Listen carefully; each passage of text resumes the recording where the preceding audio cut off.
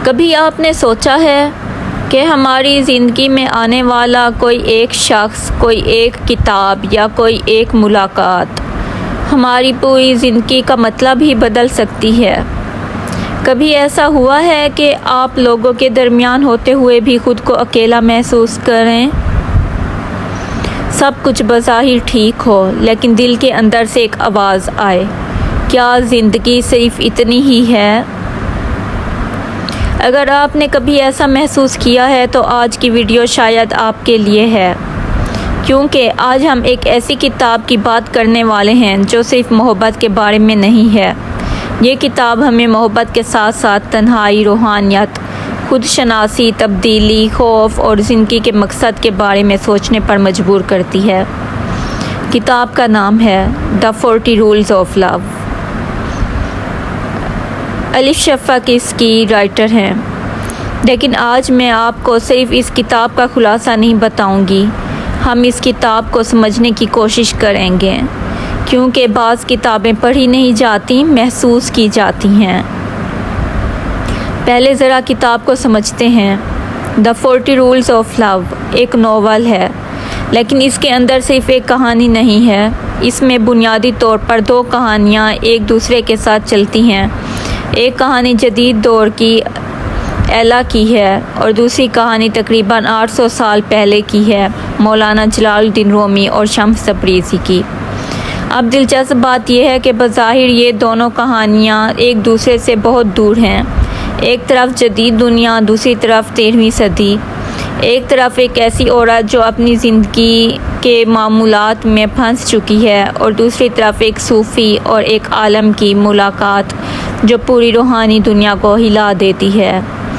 लेकिन ऐसा ऐसा हमें समझ आता है कि दोनों कहानियों के अंदर एक ही सवाल छुपा हुआ है, इंसान हकीकत में जीना कब शुरू करता है? एला की कहानी, चलिए पहले एला से मिलते हैं। एक शादीशुदा औरत है एला, इसके बच्चे हैं, घर है, शौहर है, एक बज़ाहिर मुकम्मल ज़िंदगी है, लेकिन अंदर से कुछ मिसिंग है।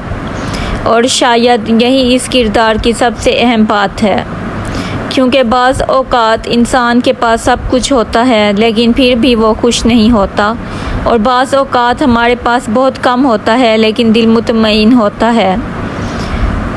एला की ज़िंदगी में भी एक ऐसा ही मोड़ आता है। वो एक किताब पढ़ती है और इस किताब का ताल्लुक़ है रूमी और शम्स तबरीज़ी से।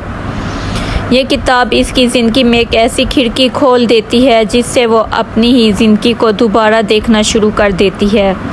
और यहाँ से सवाल पैदा होता है, क्या हम अपनी ज़िंदगी खुद ही जी रहे होते हैं या सिर्फ वो ज़िंदगी गुजार रहे होते हैं जो हमसे तवक्को की जाती है? ये सवाल बहुत सादा है, लेकिन अगर आप ईमानदारी से अपने आप से पूछें तो शायद जवाब इतना आसान ना हो। अब आते हैं रूमी और शम्स की तरफ। अब हम तकरीबन 13वीं सदी में जाते हैं। यहाँ हमारी मुलाकात होती है मौलाना रूमी से। रूमी एक आलम हैं, एक मजहबी शख्सियत हैं, एक इज़्ज़तदार इंसान हैं। लोग इन्हें जानते हैं, इनकी इज़्ज़त करते हैं, लेकिन फिर इनकी मुलाकात होती है शम्स तबरीज़ी से, और शम्स का किरदार इस पूरी किताब की जान है। शम्स आम अंदाज में सवाल नहीं करते, वो इंसान को इसकी कंफर्ट जोन से बाहर निकालते हैं। वो सिर्फ़ ये नहीं कहते कि ये सही है, ये गलत है, बल्कि वो पूछते हैं, तुम ऐसा क्यों सोचते हो? और यही सवाल रूमी की ज़िंदगी बदलना शुरू कर देता है। मोहब्बत आखिर क्या है? अब यहाँ किताब का सबसे अहम मौजू आता है लव, मोहब्बत। लेकिन एक लम्हे के लिए रुक कर सोचें, जब हम मोहब्बत का लफ्ज़ सुनते हैं तो हमारे जहन में क्या आता है? एक लड़का और लड़की, रोमानवी ताल्लुक़, शादी, किसी का साथ। द 40 रूल्स ऑफ लव मोहब्बत को इससे कहीं वसी मायने देती है। यहाँ मोहब्बत सिर्फ़ किसी इंसान को हासिल करने का नाम नहीं, मोहब्बत एक ऐसी ताकत बन जाती है जो इंसान को बदल देती है। और शायद यही फ़र्क है, कुछ मोहब्बतें हमें खुश करती हैं लेकिन कुछ मोहब्बतें हमें बदल देती हैं। सबसे मुश्किल मुलाकात खुद से मुलाकात है। हम ज़िंदगी में बहुत से लोगों से मिलते हैं, दोस्तों से, रिश्तेदारों से, साथियों से, लेकिन एक मुलाकात सबसे मुश्किल होती है अपने आप से। हम अक्सर दुनिया को बताते हैं कि हम कौन हैं, लेकिन क्या हम खुद जानते हैं कि हम कौन हैं? हम दूसरों की राय से अपनी शख्सियत बनाते रहते हैं। लोग क्या कहेंगे, लोग क्या सोचेंगे, माशरा क्या कहेगा, घर वाले क्या कहेंगे। और कभी कभी इन सब आवाज़ों के दरमियान हम अपनी आवाज़ ही भूल जाते हैं। एला की कहानी इसीलिए अहम है क्योंकि इसकी ज़िंदगी में तब्दीली बाहर से शुरू होती हुई नज़र आती है, लेकिन असल तब्दीली इसके अंदर आ रही होती है। शम्स हमें क्या सिखाते हैं? शम्स का फ़लसफ़ा आसान नहीं। वो इंसान को अपनी ज़ात, अपने गुरूर और अपने तजुर्बात पर गौर करने के लिए मजबूर करते हैं। मसलन हम अक्सर लोगों को फ़ौरन जज कर लेते हैं, ये अच्छा इंसान है, ये बुरा इंसान है, ये मेरे जैसा है, ये मुझसे मुख्तलिफ है। लेकिन शम्स हमें एक मुख्तलिफ ज़ाविया दिखाते हैं। किसी इंसान को समझने की कोशिश करो, सिर्फ फ़ैसला ना करो, क्योंकि हर इंसान के अंदर एक ऐसी कहानी होती है जिसके बारे में हमें कुछ मालूम नहीं होता। हम किसी शख्स के सिर्फ एक अमल को देखते हैं, लेकिन इस अमल के पीछे मौजूद सालों की तकलीफ़, खौफ, तरबियत और तजुर्बात नहीं देखते। यही वजह है कि किताब हमें रहम, बर्दाश्त और समझ की तरफ ले जाती है। और यहाँ एक ख़तरनाक सवाल पैदा होता है, अगर तब्दीली इतनी अच्छी चीज़ है तो हम तब्दीली से डरते क्यों हैं? क्योंकि तब्दीली का मतलब है जो हमें मालूम है इसे छोड़ कर नामालूम की तरफ जाना। हम अक्सर नाखुश ज़िंदगी को भी सिर्फ़ इसलिए पकड़े रखते हैं क्योंकि वो हमें मालूम है। हम कहते हैं चलो यही ठीक है, लोग क्या कहेंगे, अब इस उम्र में क्या बदलना, अब तो बहुत देर हो गई है। लेकिन ज़िंदगी शायद हमें ये ही सिखाती है कि देर इस वक्त होती है जब इंसान बदलने की ख्वाहिश ही छोड़ दे। किताब का सबसे बड़ा सबक, अगर मैं पूरी किताब का एक मरकज़ी सबक एक जुमले में बयान करूं तो वो शायद ये होगा, इंसान को दुनिया बदलने से पहले अपनी नज़र बदलनी पड़ती है। दुनिया शायद वहीं रहती है, लोग वहीं रहते हैं, हालात भी शायद वहीं रहते हैं, लेकिन जब हमारी नज़र बदलती है तो हमें वहीं दुनिया मुख्तलिफ नज़र आने लगती है, और ये एक बहुत ताकतवर ख्याल है। अब सवाल ये है कि किताब का नाम ही 40 रूल्स ऑफ लव क्यों है? ये 40 असूल बुनियादी तौर पर मोहब्बत और रूहानी ज़िंदगी के मुख्तलिफ पहलुओं पर गौर करने का ज़रिया हैं। इनमें हमें मोहब्बत के साथ साथ गुरूर, खौफ, बर्दाश्त, माफ़ी, तब्दीली, इंसानी कमज़ोरी और रूहानी सफ़र जैसे मौज़ूआत मिलते हैं। लेकिन मेरे ख़्याल में इन असूलों को सिर्फ़ रूल समझना भी दुरुस्त नहीं। ये ज़्यादातर ऐसे सवालात हैं जो हमें अपने अंदर देखने पर मजबूर करते हैं। मसलन, क्या मैं वाकई दूसरों को कबूल करती हूँ या करता हूँ? क्या मैं सिर्फ़ इसलिए किसी को बुरा समझता हूँ कि वो मुझसे मुख्तलिफ है? क्या मेरे अंदर इतनी आजिज़ी है कि मैं कह सकूँ शायद मैं गलत हूँ? ये सवाल आसान नहीं होते।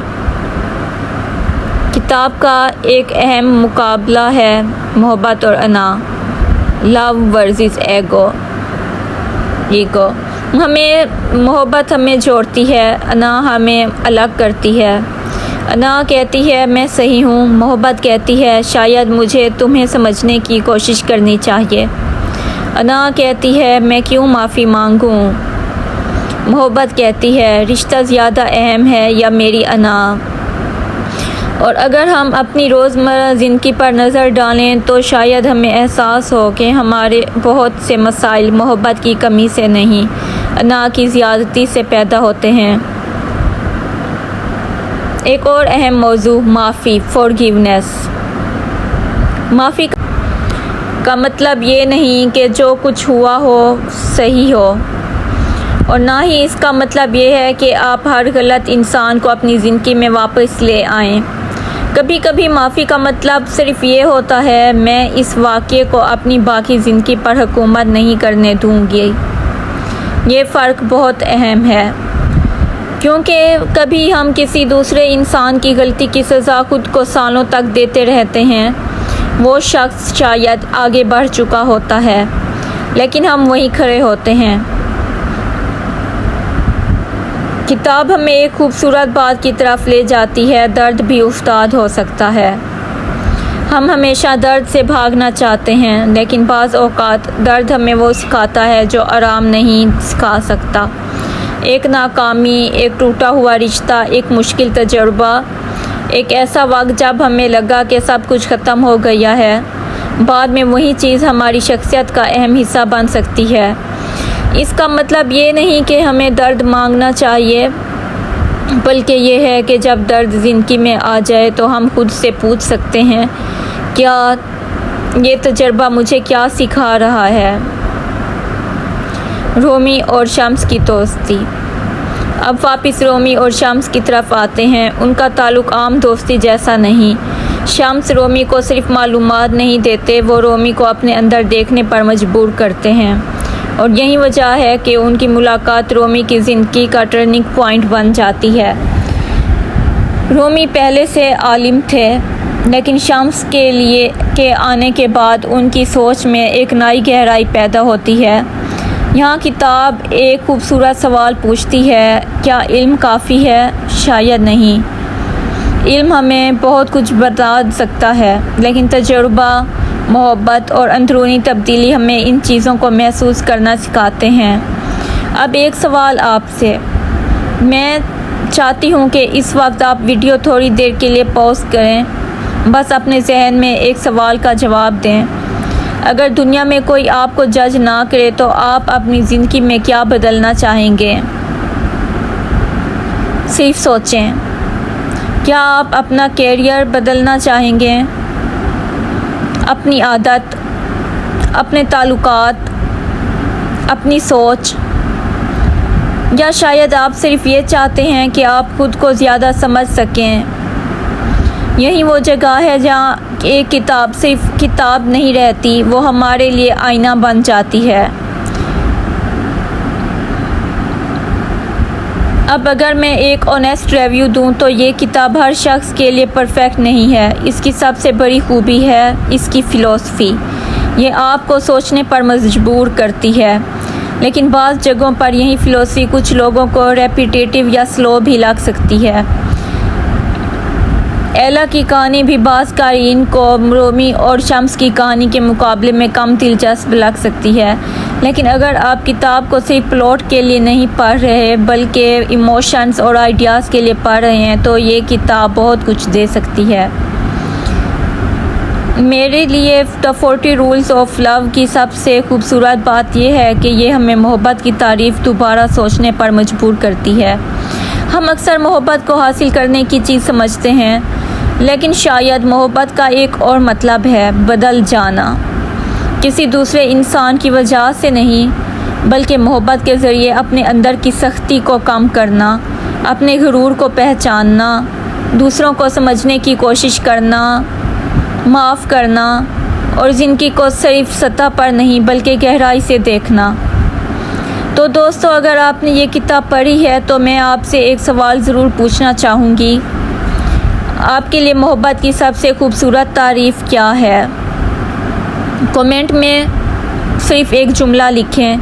मैं वाकई जानना चाहूँगी कि आप मोहब्बत को किस तरह देखते हैं। द 40 रूल्स ऑफ लव अगर आपने कभी अभी तक नहीं पढ़ी तो शायद ये किताब आपके लिए सिर्फ एक नॉवल ना हो, शायद ये आपको अपनी ज़िंदगी के किसी एक हिस्से को देखने पर मजबूर कर दे जिसे आप काफ़ी अरसे से इग्नोर कर रहे हैं। अगर आपको आज की गुफ्तगू पसंद आई हो तो वीडियो को लाइक करें, चैनल को सब्सक्राइब करें और कमेंट में ज़रूर बताएं कि अगली वीडियो में आप किस किताब का उर्दू में डिटेल्ड रिव्यू सुनना चाहते हैं। याद रखिए, कुछ किताबें हमें मालूमात देती हैं और कुछ किताबें हमें खुद से मिलवाती हैं। शायद द 40 रूल्स ऑफ लव दूसरी किस्म की किताब है। मिलते हैं अगली वीडियो में। अल्लाह हाफिज़।